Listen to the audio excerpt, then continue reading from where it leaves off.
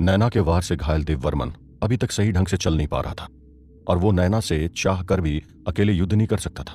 देववर्मन नैना से बदला लेने के लिए पूरी सेना का इस्तेमाल तो कर रहा था, लेकिन उसे अब तक नैना का कोई पता नहीं मिला था। उधर देव से मिलने आए उस अनजान शख्स ने देव के सामने नैना को सीधे मारने का प्रस्ताव रख देव की हालत खराब कर दी थी। उस शख्स की बातों को सुन देव अभी भी सदमे में था। देव को कोई जवाब ना देता देख वो शख्स उससे कहता है, क्या हुआ युवराज, आपने क्या फैसला किया? क्या मैं आपकी तरफ से नैना को मार सकता हूं या नहीं? उस शख्स से दोबारा वही सवाल सुन देव सदमे की स्थिति से बाहर आता है और किसी तरह खुद को संभालते हुए उससे कहता है, तुम आखिर हो कौन और तुम मेरे लिए उस नैना को क्यों मारना चाहते हो? आखिर मेरे ऊपर इतनी दया दिखाने की वजह क्या है? मेरे सवालों का जवाब दो। देव को इस तरह हैरान होते और सवाल करते देख वो शख्स कहता है, काल, लोग मुझे काल के नाम से जानते हैं और आप भी इसी नाम से जानिए। रही दूसरी बात, तो नैना किस लिए मर रही है यह जानना आपके लिए जरूरी नहीं है। आप बस इतना जानिए कि नैना मर रही है। अगर आपको यह प्रस्ताव मंजूर है तो ठीक है, वरना मैं किसी और मौके पर उसकी हत्या कर दूंगा। उस अनजान शख्स का चेहरा तो देव नहीं देख पा रहा था, लेकिन उसकी बातों से नैना के खिलाफ उसकी नफरत का अंदाजा अच्छी तरह से लगाया जा सकता था। देव नैना को मारने के लिए किसी भी हद तक जाने को तैयार था, लेकिन एक अनजान शख्स से यह सब सुनना उसके लिए थोड़ा अजीब था। देव कुछ सोचते हुए उस अनजान शख्स से कहता है, आप जानते हैं ना, काला तेंदुआ संगठन ने नैना के ऊपर कोई भी हमला न किए जाने का फरमान जारी किया है। उसके बाद भी आप उस पर हमला करने के लिए तैयार हैं? इसके बाद जो होगा आपको उसका अंदाजा तो है ना? देव की इन बातों को सुन वो शख्स हंसते हुए कहता है, वीर परिणामों की चिंता नहीं करते युवराज। मुझे लगता है आपकी हार ने आपको नपुंसक बना दिया, वरना उस नैना की मृत्यु से पहले आप ऐसे सवाल न करते। काल की ऐसी बातों को सुन देव का गुस्सा भड़क उठता है। वो चीखते हुए कहता है, खामोश, दोबारा मेरे सामने ऐसी गुस्ताखी मत करना काल। नैना को अगर तुम नहीं मारोगे तो भी मैं उसे जरूर मारूंगा, इसलिए मेरे सामने ये व्यर्थ की बातें मत करो।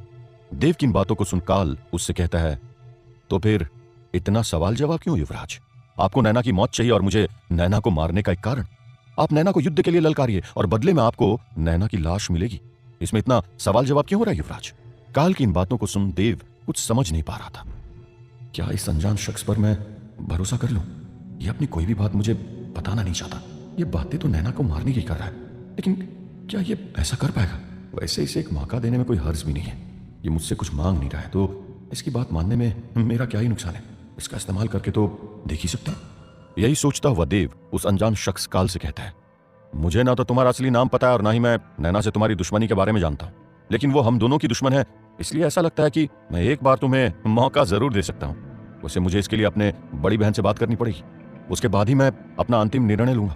युवराज देववर्मन की इन बातों को सुन वो शख्स बेहद ही शांत अंदाज में कहता है, ठीक है युवराज देववर्मन, लेकिन इस बात का ध्यान रखिएगा, मैं आपसे सिर्फ आपकी तरफ से लड़ने का एक मौका मांग रहा हूं, बदले में मैं आपको उस नैना की लाश दूंगा। आप यही बात वत्सल के युवराज की पत्नी और अपनी बड़ी बहन को भी बताइएगा। उस शख्स की बातों को सुन देववर्मन काफी हैरान था।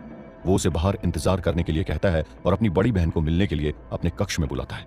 एक और देव नैना को मारने के लिए साजिश पर साजिश किए जा रहा था, तो उधर दूसरी ओर इससे बिल्कुल अनजान नैना अपने कमरे में कुछ औषधियों की सहायता से एक जादुई दिव्य द्रव्य तैयार कर रही थी। उस कमरे के बाहर रामू पिछले काफी समय से चुपचाप खड़ा था। शाही दवाखाने के सेवक कई बार रामू को विश्राम करने के लिए कह चुके थे, लेकिन नैना की चेतावनी उसे कहीं जाने नहीं दे रही थी। नैना बेटी को कमरे के भीतर गए 5 घंटे से अधिक का समय हो गया। इतनी सारी औषधियों के साथ आखिरकार वो कर क्या रही है? मुझसे अब यहाँ खड़ा नहीं रहा जाता।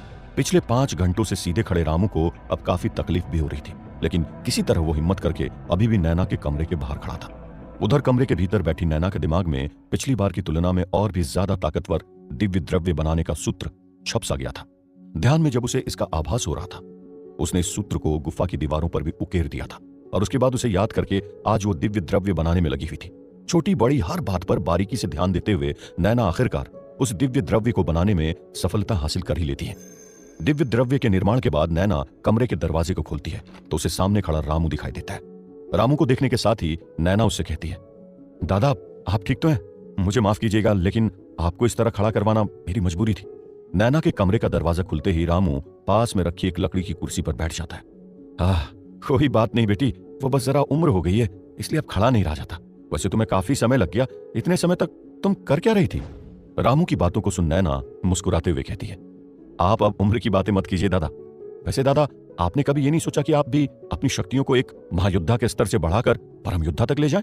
नैना की इस बात को सुन रामू मुस्कुराते हुए कहता है, अब चाहने से क्या होता है बेटी, हमारी शिक्षा थोड़ी विलंब से शुरू हुई थी और 50 वर्ष के बाद अपने योद्धा के स्तर को बढ़ाना काफी चुनौतीपूर्ण हो जाता है, इसलिए अब मैं परम योद्धा कैसे बनूंगा। रामू की बातों को सुन नैना उससे कहती है, दादा अब आप उम्र की चिंता को छोड़िए और अपने योद्धा के स्तर को बढ़ाने के लिए तैयार हो जाइए। मैंने आपके लिए ना एक बेहद ही खास द्रव्य बनाया है, आप इसका सेवन कीजिए, आपको बहुत सारे फायदे होंगे। इस दवा के सेवन से आप कुछ ही घंटों में परम योद्धा की शक्ति को हासिल कर लेंगे। नैना की बातों को सुन रामू हैरान होते हुए कहता है, बेटी क्या ये उसी दिन वाली औषधि है जो तुमने बाकी योद्धाओं को दी थी। रामू के सवाल को सुन नैना मुस्कुराते हुए कहती है, अरे नहीं दादा, मतलब ये है तो उसी तरह की, लेकिन वो दिव्य द्रव्य नहीं थी। ये दिव्य द्रव्य उस दिन के द्रव्य से काफी ज्यादा शक्तिशाली है और ये महायोद्धा की शक्तियों को बढ़ाने के काम आती है। दादा इसके सेवन से आपके शरीर में ऊर्जा का स्तर और आपकी शक्तियां कई गुना बढ़ जाएगी। आप एक महायोद्धा की शक्ति को पिछले कई सालों से धारण किए हुए हैं, इसलिए मुझे उम्मीद है कि आप कुछ ही घंटों में एक परम योद्धा की शक्तियों को हासिल कर लेंगे। नैना की बातों को सुन रामू हैरानी भरी निगाहों से उसके हाथों में मौजूद द्रव्य को देख रहा था। ये देख नैना उससे कहती है, अरे दादा आप चिंता मत कीजिए, मैंने आज ही महायोद्धा की शक्तियों को हासिल किया है, वरना मैं भी इसका सेवन जरूर करती। अगर मैंने इसका सेवन आज कर लिया ना तो मेरा शरीर इतनी ज्यादा ऊर्जा को एक साथ बर्दाश्त नहीं कर पाएगा, इसलिए अभी आप ही इसका सेवन कीजिए। इतना कह नैना रामू को उस दिव्य द्रव्य की शीशी पकड़ा देती है। नैना के हाथों से दिव्य द्रव्य को लेकर रामू उसे देखने लगता है। तभी नैना उससे कहती है, दादा आप इसे ले जाइए और किसी एकांत जगह पर बैठकर इसका सेवन कीजिए और फिर कुछ घंटे तक ध्यान कीजिए। जब आपको स्वयं लगने लगे आपकी शक्तियां बढ़ गई है, आप तभी ध्यान से बाहर आइएगा। नैना की बातों को सुन रामू एक एकांत जगह खोजने के लिए निकल जाता है और फिर उस दिव्य द्रव्य का सेवन करके ध्यान में बैठ जाता है। उधर अपनी बहन से मिलने के बाद देव एक बार फिर से काल के साथ बैठा हुआ था। देव को शांत देख काल उससे कहता है, आपने क्या सोचा युवराज, क्या मैं आपकी तरफ से नैना की हत्या कर सकता हूं? काल का यह सवाल सुन देव उससे कहता है, मैंने और दीदी ने यह फैसला लिया है कि तुम हमारे लिए उस नैना को मारोगे, इसलिए तुम ये काम बेशक कर सकते हो। देव ने अपनी बड़ी बहन को अभी भी काला तेंदुआ के चेतावनी वाली बात नहीं बताई थी।